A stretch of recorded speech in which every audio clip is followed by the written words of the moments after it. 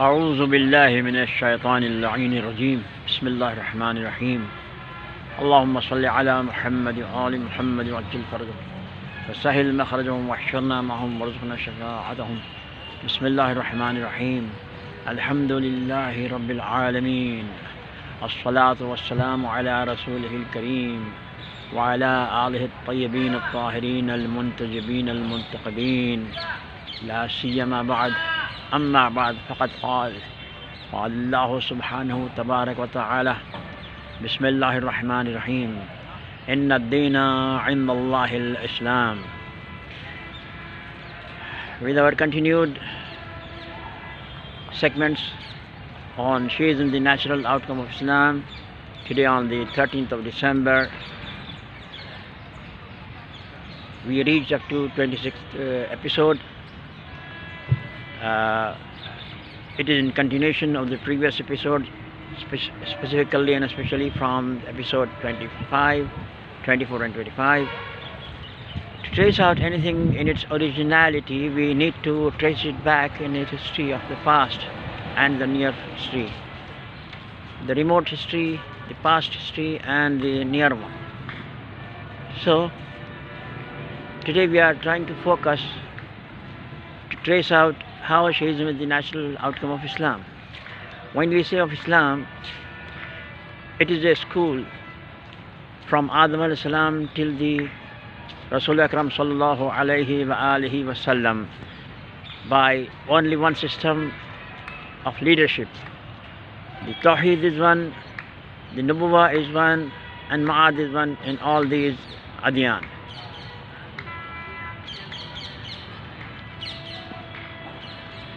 And in all these what we find unchanged as lan tajida li sunnatillahi tabdila, or as lan tajida li sunnatillahi tahwila, is that all the messengers have been sent by Allah, by Allah's approval, as Allah's selection, Allah's appointment, and nobody has the right to appoint anyone else other than Allah Azza wa Jal in the deen of Islam. Now, to trace out, we need to come back to look after what has happened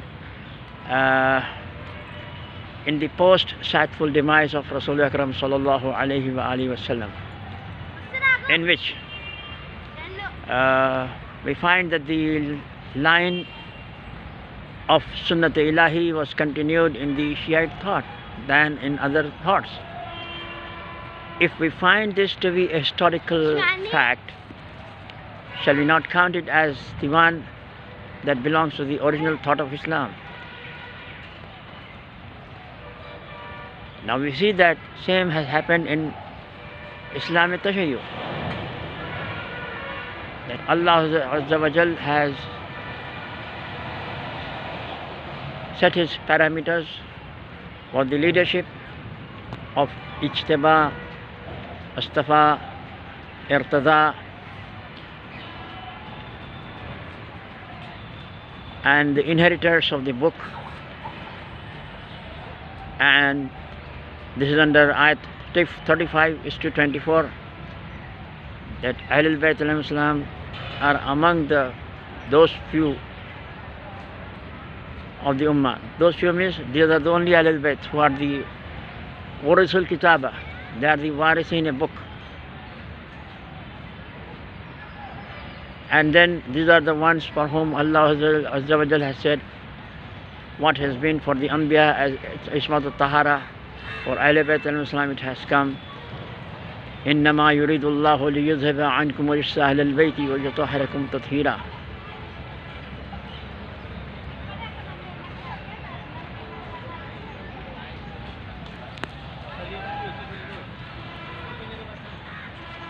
Now, in the Shiite thought after Rasul Akram sallallahu alaihi wasallam, when Imam Ali, as per records and what is found in Qur'an Hakim al-MAJEED, amma yatasa'alun anil naba'il azim, hum fihi mukhtalifun. People ask you about the great news.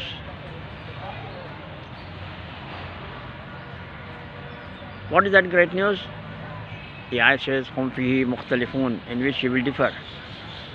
Today also we see that the difference comes not in any of the discussions and subjects to talk on and talk about.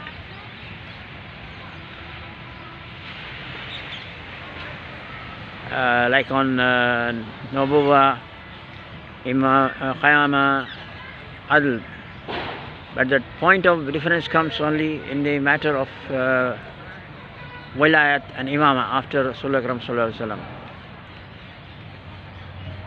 You can see as evidence in any of the thoughts. Maybe there will be different, and up to that level they finish up and they are over. For example, in the matters of Tawheed.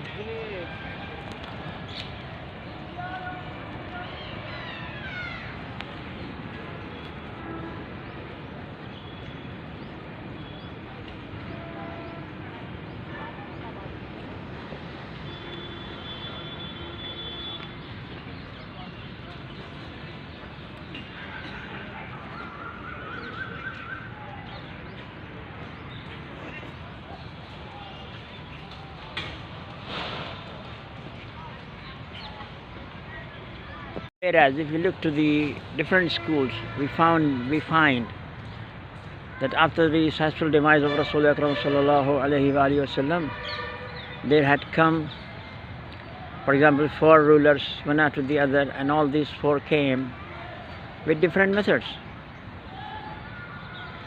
First with the pseudo-democracy, in which only 250, as the history says, the maximum number of those who were under the rooftop of Saqifa, there were only 250 Muslims. So of course 250 was not the number of all Medinite Muslims or all Muhajirin and Ansar and all those, even those living in Madinatul Munawwara. There were only the 250 that they came in.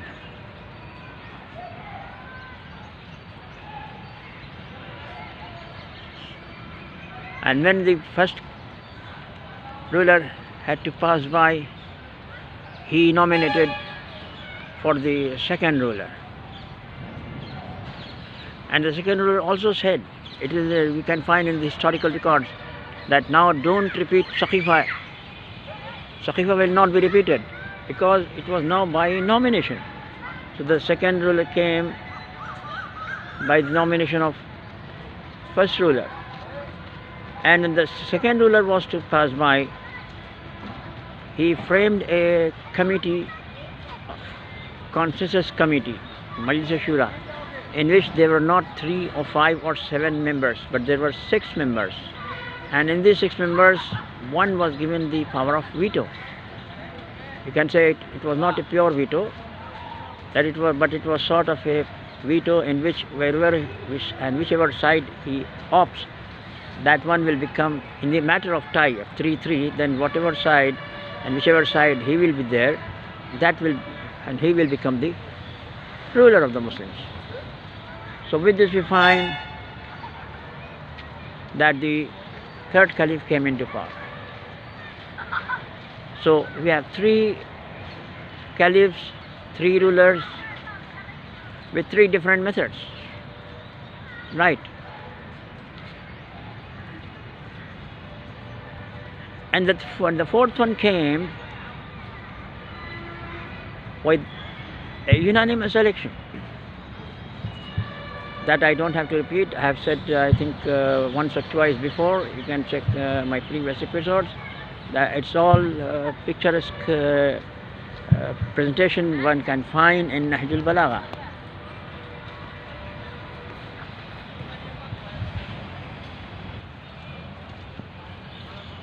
So if you look into from these parameters and this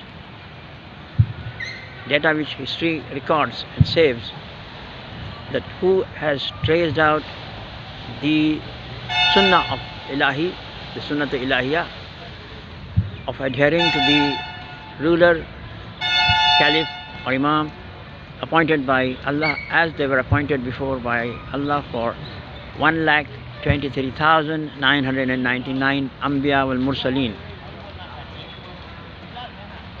Then that is not come in continuation of the Shiite thought among the other schools existing right from the time of almost 100 years after the sadful demise of Holy Prophet.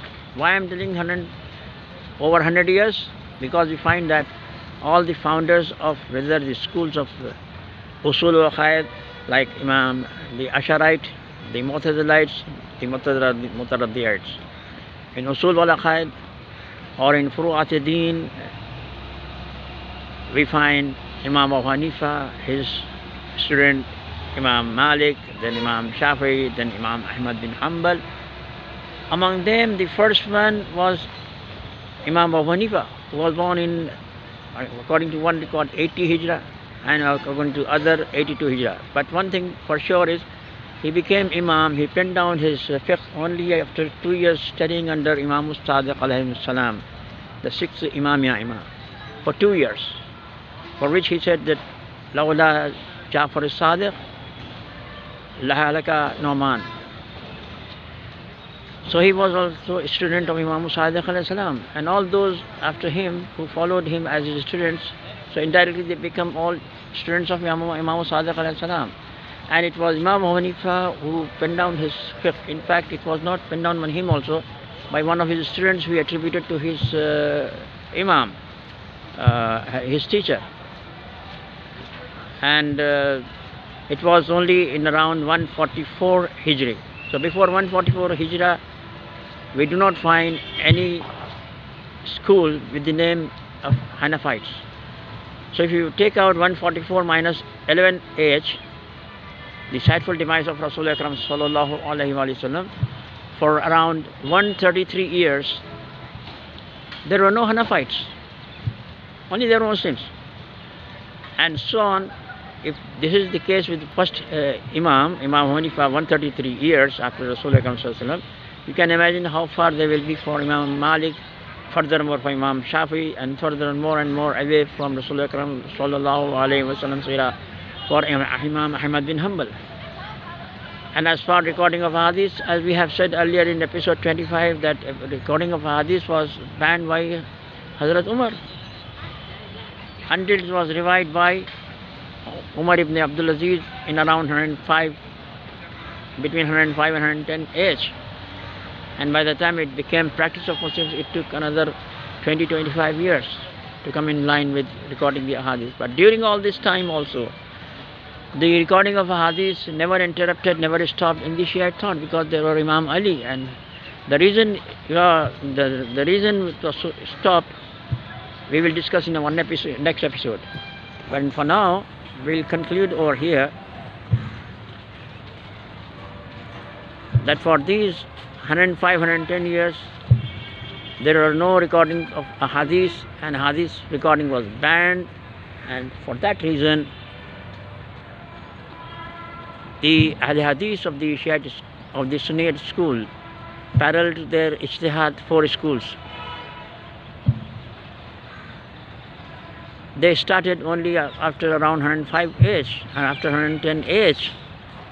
During all this time, the recording of hadith was only in the Imamiyya school of Tashayyu, because there was Imam Ali, who had advised his adherents, loyals, and his adherents, loyals also continued the practice of saving down the ahadith nabawiyya.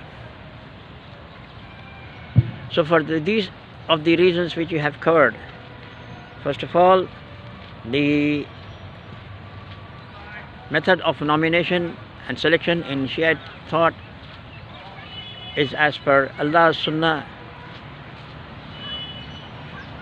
that from Adam alayhi salam now it becomes up to 12th Imam by nomination, which we do not find in any other schools.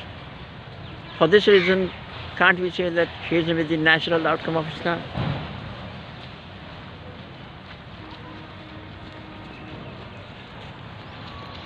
And the second, another striking feature, an important reason for which we can claim that Shi'ism is the natural outcome of Islam, has it not retained its continued tradition of recording Qur'an and MAJEED and ahadees nabawiyya from the lifetime of Rasulullah Akram sallallahu alaihi wa alihi wasallam, because in the Shiite thought only those who were present at the Rasul's time, they were only Imam Ali, Imam Hassan, Imam Hussain alayhimus salam, Afdal at-Tahiyyat wal Ikram wa salam, only they were present.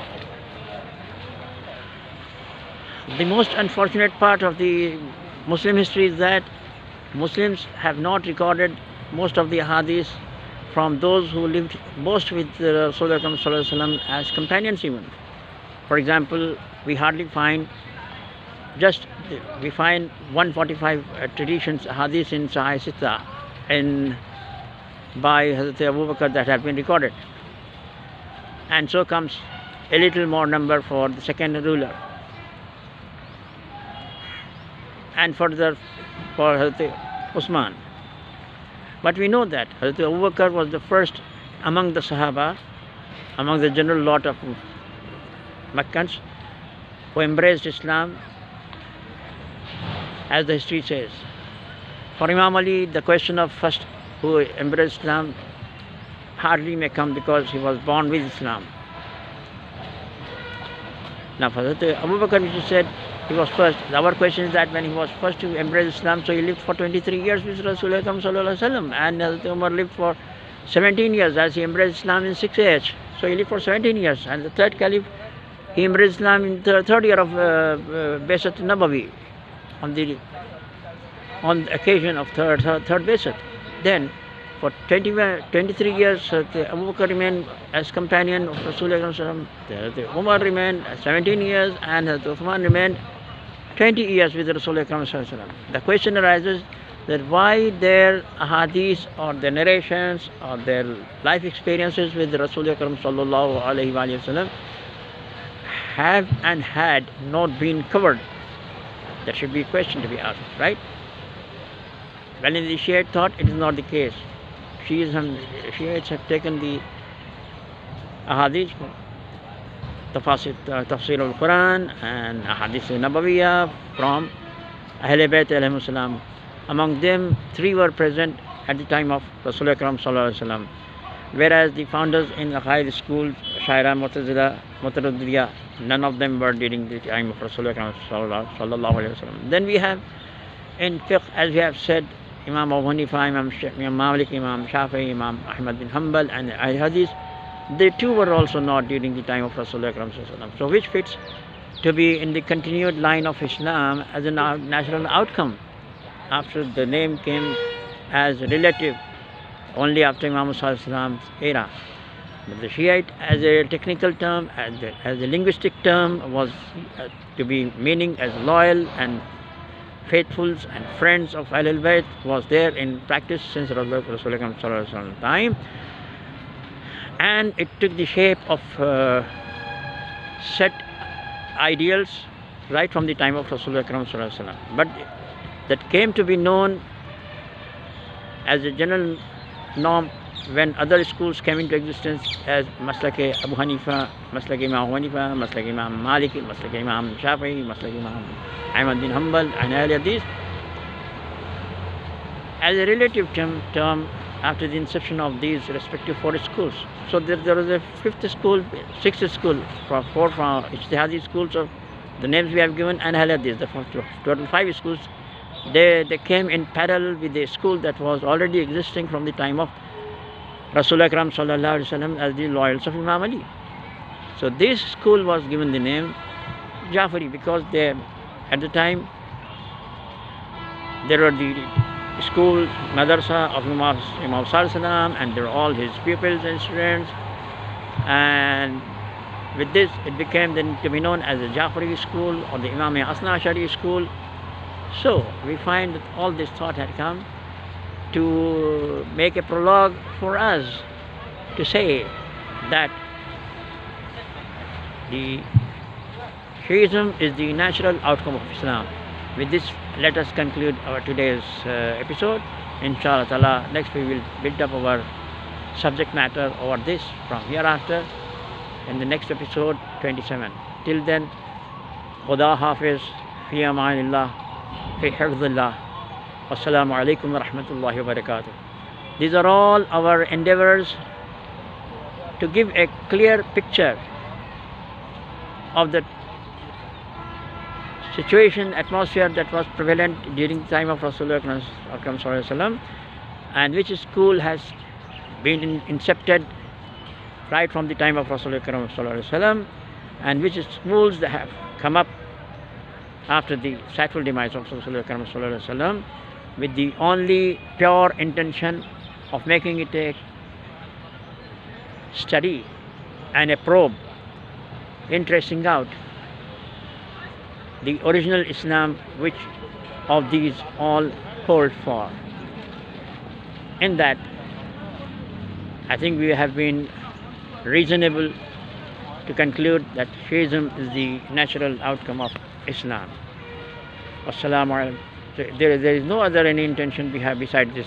It is not for any communalistic or sectarian discussion. It is just an academic study to probe, to make a probe into the reality of those happenings that have happened. It is purely academic. Discussion door is always open, but only with the intention of doing some research honestly for qurbatan ilallahi ta'ala, because life is a one-time given experience. It will not be repeated. When we go to the market, we buy things after checking their quality, durability. We know that all these items are going to finish one day or the other, because this dunya is fani. But what about the hereafter? Shall we take the deen, whatever and whichever family, atmosphere, society we are born, or we should be free persons in selecting, accepting for our long-lasting life of the hereafter. With this, let me conclude it. Bismillah ar-Rahman ar-Rahim. اللهم صل على محمد وآل محمد وعجل فرجهم وسهل مخرجهم واحشرنا معهم وارزقنا شفاعتهم. بسم الله الرحمن الرحيم. اللهم كن لوليك الحجة بن الحسن صلواتك عليه وعلى آبائه في هذه الساعة وفي كل ساعة وليا وحافظا وقائدا وناصرا ودليلا وعينا حتى تسكنه أرضك طوعا وتمتعه فيها طويلا. اللهم اجعلنا من أعوانه وأنصاره وأتباعه وشيعته والراضين بالراضين آمين عنه. اللهم صل على محمد وآل محمد وعجل فرجهم وسهل مخرجهم واحشرنا معهم وارزقنا شفاعتهم.